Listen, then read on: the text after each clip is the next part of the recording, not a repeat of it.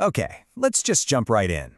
What if I told you that a lot of the big problems we try to fix with policy, well, they might not be the real problems at all?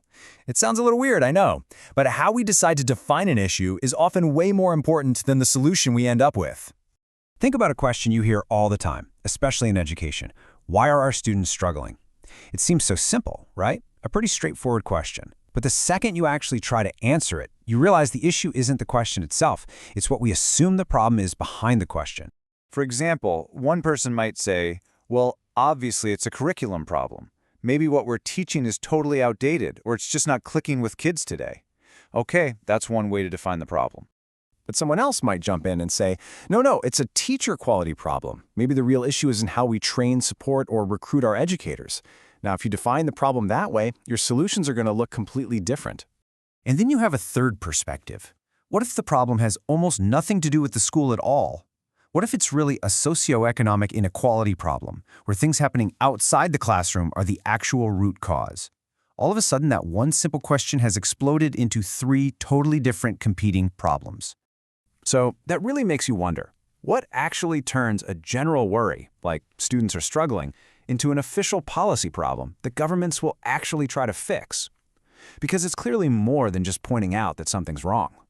So what is a policy problem? Well, here's the textbook definition. It's a situation that people think is unsatisfactory. But, and this is the crucial part, it only becomes a real policy problem when policymakers and all the important stakeholders agree that the government has to do something about it. That agreement, that's the magic ingredient.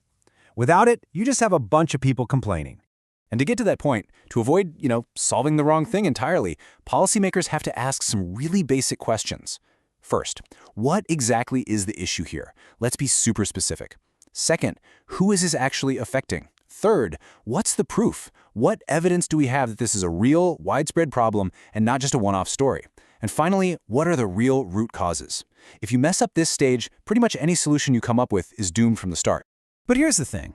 Even with a crystal clear analysis, not every problem gets attention. So how does an issue make that huge leap from being just a concern to becoming a top government priority? This whole process is called agenda setting. A huge part of it comes down to evidence. People in power, they want to see hard data to believe that a problem is real and big enough to tackle. They'll look at stuff like literacy and math results, school dropout rates, national exam scores, or they'll look at those big international tests like PISA and TIMSS to see how their country stacks up. But, and this is such a critical point, data doesn't speak for itself. A number on a spreadsheet is just a number. It needs a story. It needs someone to interpret it and turn it into powerful evidence that says, hey, you need to do something about this, now. So, what does it take to get an issue on that coveted agenda? It's usually like a perfect storm. You start with strong evidence. That's your foundation. But then you need the media to get involved, to get the public aware and talking. You need political leaders to stand up and say this is a priority. And finally, you need passionate stakeholders, think parent groups or teachers' unions, pushing hard for change. When all of those things line up, an issue has a real shot. And this leads us to what is, for me, the most fascinating and often the most frustrating part of this whole thing. The battle of perspectives.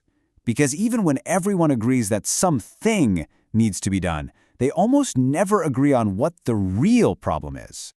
Here's a classic conflict to show you what I mean. You have parents who see struggling students and they define the problem as poor exam results. So their solution? More tests, more rigor.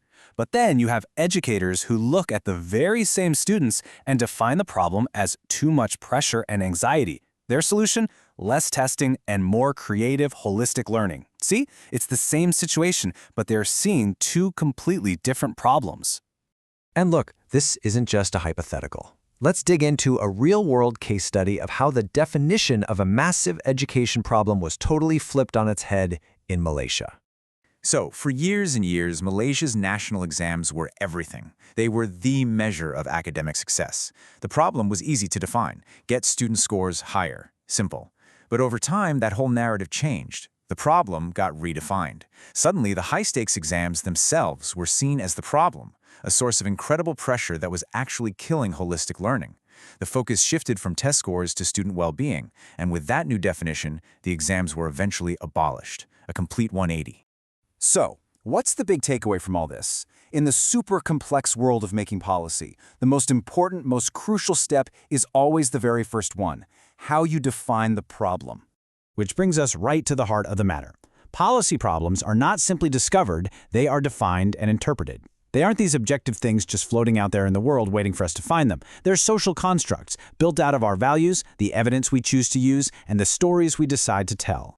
And that kind of leaves us with one final thought. The next time you hear about some huge issue in the news, don't just immediately jump to thinking about the solution. Take a step back and ask yourself, have we even defined the problem correctly in the first place? So I'll leave you with this. What problem in our world do you think is in desperate need of a brand new definition?